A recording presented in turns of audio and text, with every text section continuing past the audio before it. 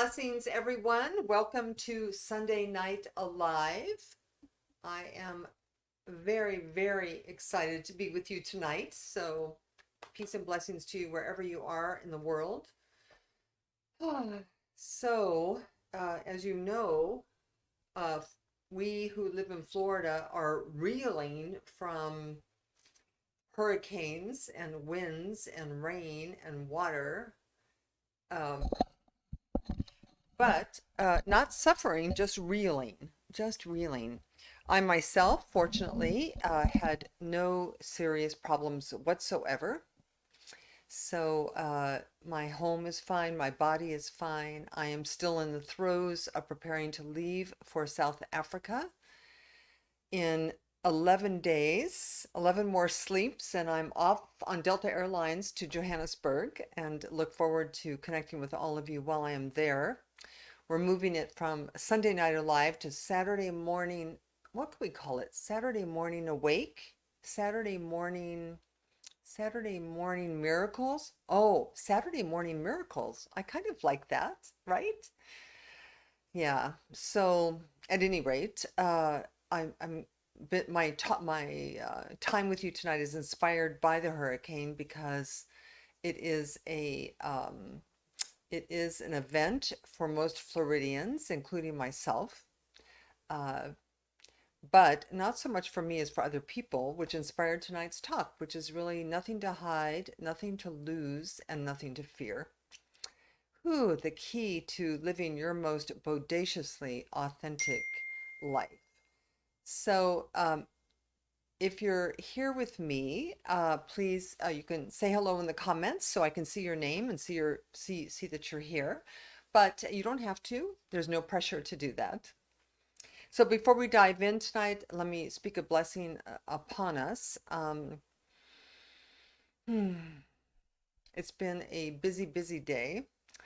So just take a moment with me to breathe, a moment with me to release your day, whatever that day has been, whether it's because part of our spiritual practice is to be in this perfect moment of now, to be now and now and now, to not live too much in the past and to not live too much in the future, but to literally try to be in the moment as much as you can. Because in the moment, well, a couple of things really.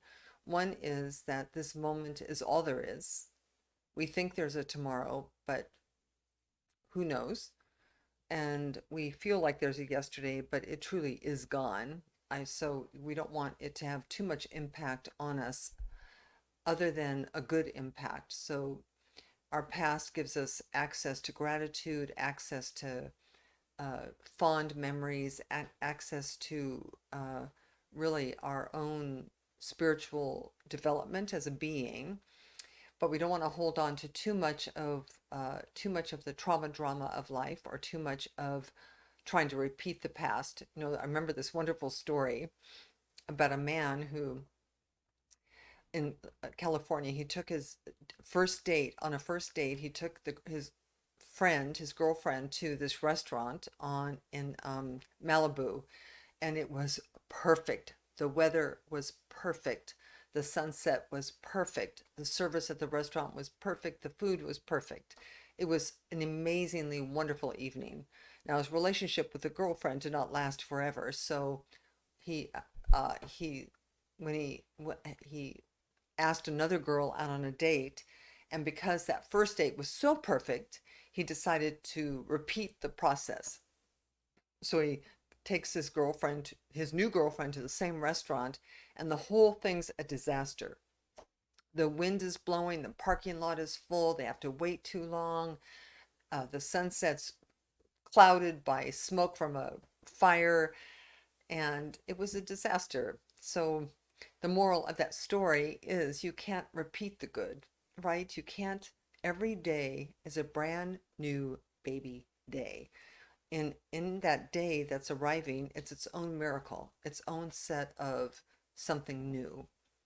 So when we move into prayer in this moment, release your day, release your past, and arrive here with me in in this moment and simply allow yourself to take a deep dive into your heart space, right? Into the space within you that is indestructible, unharmable, that is the source of your peace, your calm, your prosperity, your health, your wisdom. It's everything. And it's from that place that I bless our time together, calling it good, knowing that we come together in the name and the nature of unconditional love and perfect peace. I find life extraordinary. I hope you find your life extraordinary, all the good and all the bad, and simply just allow our half hour together to be perfect as it is.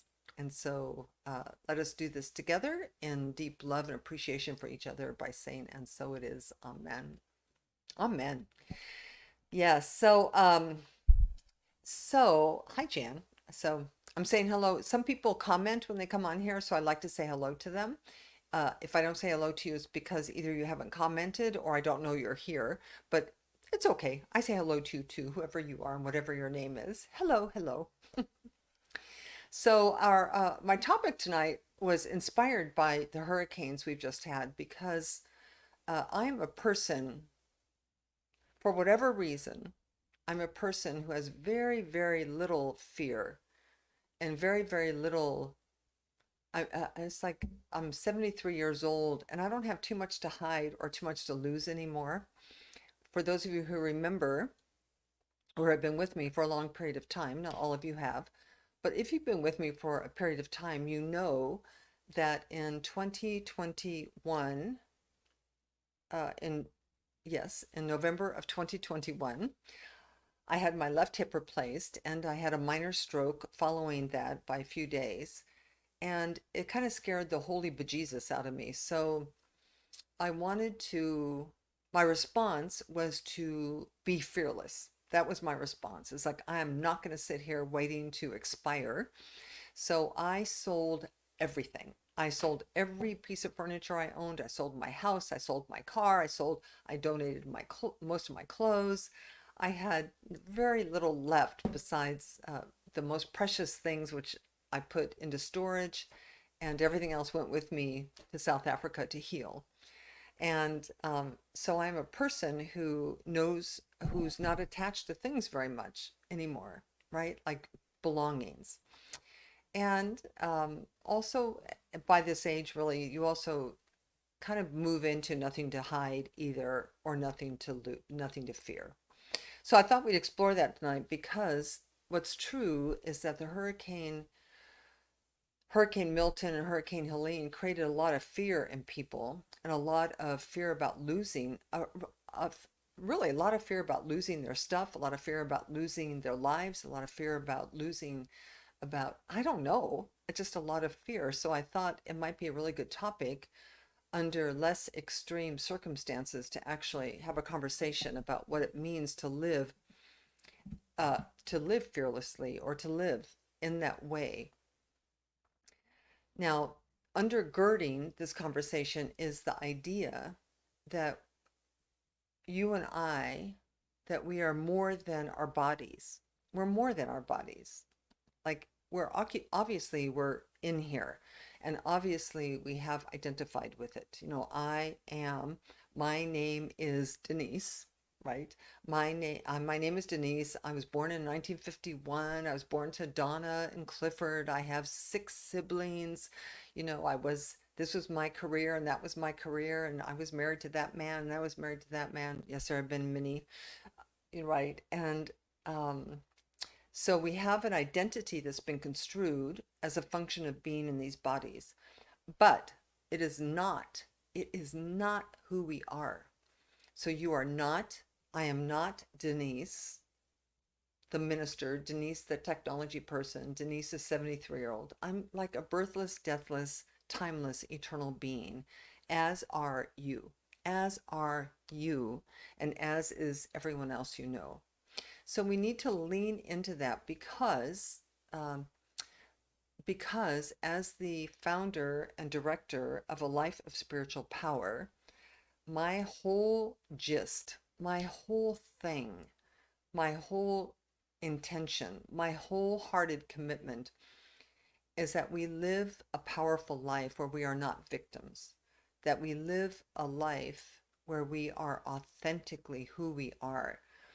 Because even though we all, there are 8 billion of us on the planet. Do you understand? Where there are 8 billion individualized expressions of life, individualized expressions of light. And each one of us, though all leaves on the same tree, we are unique in every possible way. We're unique in the way we look. We're unique in the way we think. We're unique in what we love. We're unique in what turns us on and turns us off. We're unique. And that uniqueness is a thing to be celebrated, not a thing to be afraid of, or not a thing to be embarrassed by, not a thing to be hiding. So I think it's quite important for us as we explore what it means to live a spiritually balanced life while living in these bodies on earth. Last week I think we were talking about, like, this face and this body is my Monopoly piece. In the game of Monopoly, you have to have a piece in order to move around the board of life. This is our piece. And so many of us, I can't even tell you, I'm in the unique, wonderful position of counseling people and being with people within a ministry context. So being with people during birth and death and illness and loss, and meeting them in many ways on their spiritual journey. And most people are terrified of life. Most people are not free. Most people are not authentic. Most people are afraid to show who they really are. So this topic tonight of nothing to hide, nothing to lose, and nothing to fear is important because it leads us, if we can embrace the ideas, if we can embrace this in some kind of powerful way, it will leave you, it leaves us more free. It leaves us more contented. It leaves us more expressive, which is really the divine intention. Your intention, your soul's intention for being here is to express itself in the way that is unique to you. So nothing to hide is interesting because most of us do live with secrets. Like, we don't want people to know. Like it could be, I could be the opposite of what I am. I could say, well, I don't want people to know I've been married 4 times. They'll think I'm lacking commitment, or they'll think I'm fickle, or they'll think there's something wrong with me. I don't want people to know that I was incested as a child. Or I don't want people to know that, I do understand what I'm saying. Like, there are all kinds of things we don't want people to know. So we hide who we really are in order to fit in order to be accepted, in order to be liked. But the problem with that is our inauthenticity about who we really are gets in the way of who we really are. And who you really are is important to the scheme of things. Every leaf on the tree has a purpose. Every grain of sand on the beach has a purpose. Every living thing serves a purpose. And your purpose is inherently tied to your authenticity of expressing who you are without being afraid of being rejected. So now, obviously, a little obviously, we need to temper the whole conversation with intelligence, because you really don't want to walk into a Democratic convention announcing your devotion to the Republican Party. You do not want to walk into a Republican convention announcing your dedication to the Democratic Party, right? Because we don't want to be stupid. You don't want to walk into a divisive environment and announce something just because you feel entitled. So we temper our authenticity with intelligence. However, most of us in our inauthenticity are inauthentic with our most beloved friends, our families, our sisters, our brothers, our mothers, our lovers. Like we hide who we are, thinking that we will not be accepted. What would life be? What would life be like if you lived as if there was nothing to hide? Nothing. This is who I am. I am, this is who I am. I was born here. I was raised this way. This is what I like. This is what I don't like. Really important. Most people don't even know who they are and what they like or don't like. That we have been so indoctrinated to fitting in and to saying yes when we mean no, saying no when we mean yes, that we have lost our own personal stamp of individual expression. So this first one, nothing to hide, simply means the invitation is to look and see how life would be different if you lived as if you had nothing to hide. If there was, if, as if nothing needed to be hidden. Now, and again, this is not like you, I mean, there are all kinds of people on this planet, right? So the ego, I'm going to get a little bit deeper here than I really wanted to. So is the ego runs you and runs the world until we allow the God within us or the divinity within us or the spiritual side of us to emerge. In my faith traditions, we call that the Christ presence or the divinity within us. When you find that, you are a different being. You move from being merely a bag of bones operating from your past to actually downloading and expressing love. What you did before that happened could be anything. You could have been a liar. You could have been a cheat. You could have been a burglar. You could have been a murderer. You could have been so many things. None of that matters upon your awakening to your divinity. Now, do you go out into the whole world and say, "Oh, I'm divine now, but 20 years ago I was a burglar"? I don't know that you say that, but you don't want to hide it from yourself. Your authenticity requires that you own yourself because whatever it is that you were 20 years ago was and is necessary to your expression as your authentic self today. So all of it is being used for good. I spoke at the Bonita Church today, Bonita Unity Church, and it was so fun because there was no power in the church, so we had to speak in the dark without my notes, without my slideshow, without anything. And I can't remember why I'm mentioning this now, but it was on forgiveness. And it was on the idea that uh, all of us, whatever your idea of God is, or your idea of infinite intelligence is, it adores you no matter who you are. All 8 billion. Nothing in the workings of this universe could say, "Oh, I like you, but I don't like you. I support you, but I don't support you." That this thing called life supports all of us equally.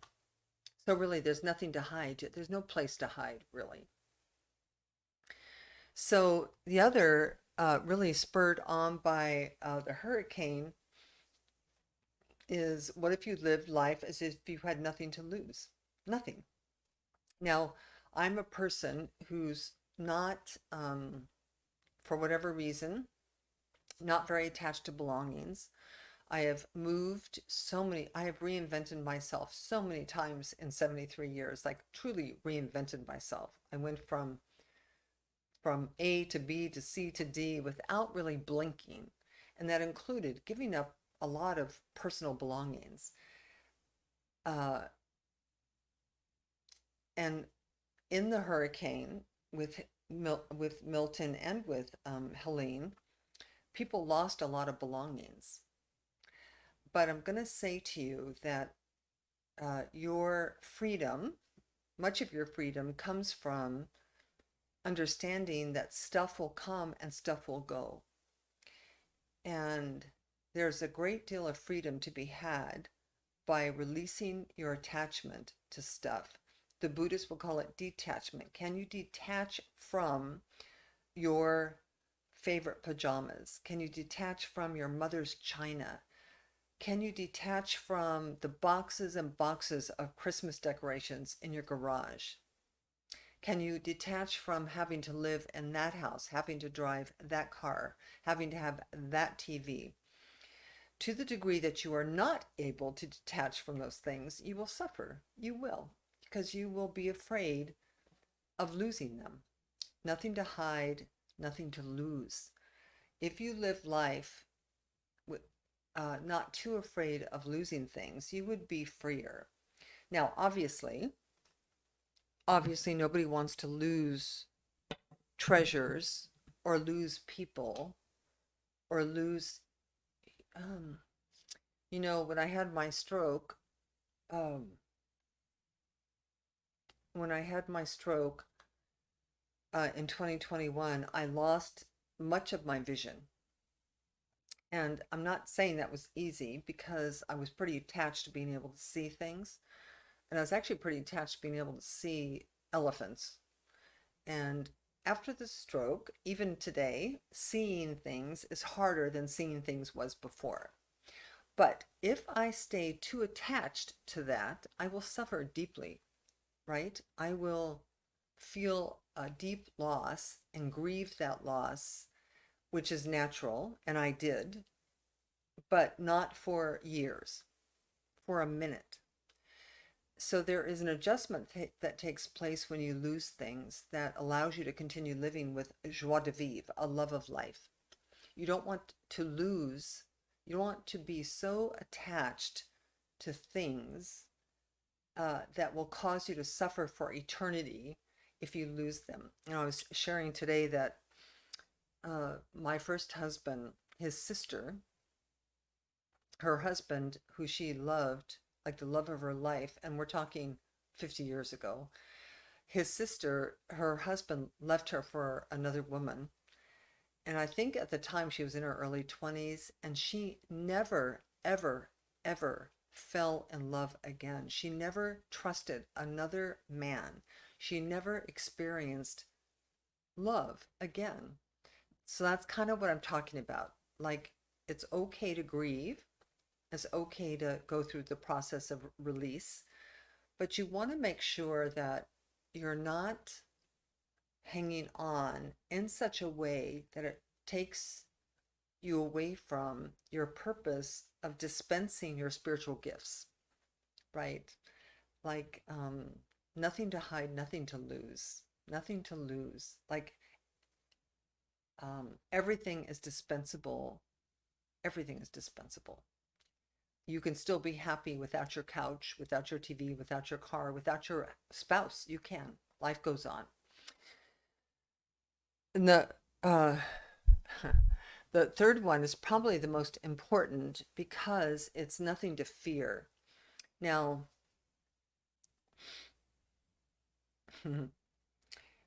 I know I'm unique in this way. I do. And I don't know why. I don't know why I'm fearless. I really don't know why.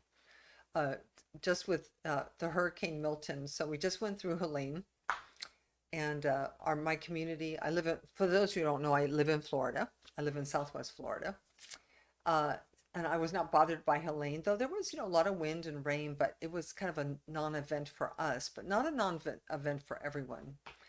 But then Milton was coming, and everybody was so freaked out. It's like 2 hurricanes in 2 weeks. That's ridiculous. So my neighbors, all of them, decided to leave. They decided they couldn't bear it one more minute, so they decided to go to a safe place, which they did. But I did not go. And nothing in me wanted to go. Nothing in me was afraid. Nothing in me felt compelled to leave because I wasn't afraid of losing my things. These are just things. I can buy all new things again. I wasn't afraid of um, I wasn't afraid of losing my life, really, because my fear is nothing to fear is all tied up with faith. Faith in a benevolent universe, faith in your continuity, whether you lose your body or your limbs, faith in everything will work out for your greater good. And I have that. And I don't know why I have that, but I have it in spades. So I stayed, so I stayed, and we lost power, and it was a little noisy. The wind was whipping, and the windows were rattling, but all was truly well. So I emerged from that experience intact, as did everyone I know, really, with the exception of a few people who lost some belongings and had some flooding and maybe lost a car. But their insurance is going to cover their car and their belongings, and if not, neighbors are pitching in, and life will go on. Because I was also sharing today that part of the forgiving process. Sorry, I'm making this way more deep than it needs to be today, probably. But part of the forgiveness process is to also get over any idea and forgive God for any of what you've been blaming God for. Like, God does not make hurricanes, God does not make fires, God does not make pandemics, God does not make crime or suffering. But what God does do is God is the cleanup crew. So you can count on the benevolence of this power and this presence, this infinite life of good, whatever it is very mysterious. I don't know that I can attest to what God is, because I'm not sure I know. But I do know that God is not a man on a cloud. I do know that. Or a being like us. I do know that. But beyond that, it is so esoteric and so in the ethers, like the air we breathe, like water that a fish might swim in. So I don't know exactly what it is, but I do know that it is the cleanup crew. So if you lose something, if you are afraid of something, if you are hiding something, God comes in with angels of mercy, whether that's in the form of a person or an idea or help from on high. Angels in your life don't come with a sign that says, I am an angel for you, but they come. I mean, I can't even tell you, in the wake of this hurricane, all the miraculous stories of help, holy help, people with money, with supplies, with a house to live in. There is uh, life. God is the cleanup crew, not the causer of suffering. And so there's nothing to fear, nothing to hide, and nothing to hide, nothing to lose, and nothing to fear, has a lot to do with your faith in an invisible force that is for you and not against you, an invisible presence that is here to help you, not make you suffer. And as part of our spiritual journey, as part of our wanting to lift ourselves out of ego-based living, which is living in kind of a me or you, us or them. To live spiritually is to live me and you, us and them. It is to live a life in which you are honored, respected, adored, appreciated, and loved. And to do that, you have to be fearless. You have to be open-hearted. You have to remove the no trespassing sign from your heart. Because who you are, no matter what you've done, no matter what crimes you've committed or omitted, whatever mistakes or missteps you have made in your life, they are forgiven. Because in essence, in truth, there's nothing to forgive. And that's true for you and every person you don't like. So that's the message for today. Like, can we live authentically, free to be who we are, accepting that not everyone will like you, not everyone will agree with you. And the truth is, um, in order to grow spiritually, you have to come out from among them. You can't stay playing in the muck of life. You cannot stay there. You cannot play the drama game. You cannot stay there. You have to be willing to take a stand for love, a stand for peace, a stand for authenticity, a stand for honesty, and just let the chips fall where they might. There is a little discernment that needs to take place, but if you open your heart in that way, you will be guided and you will be advised from the still small voice within you about what is right and what is yours to do.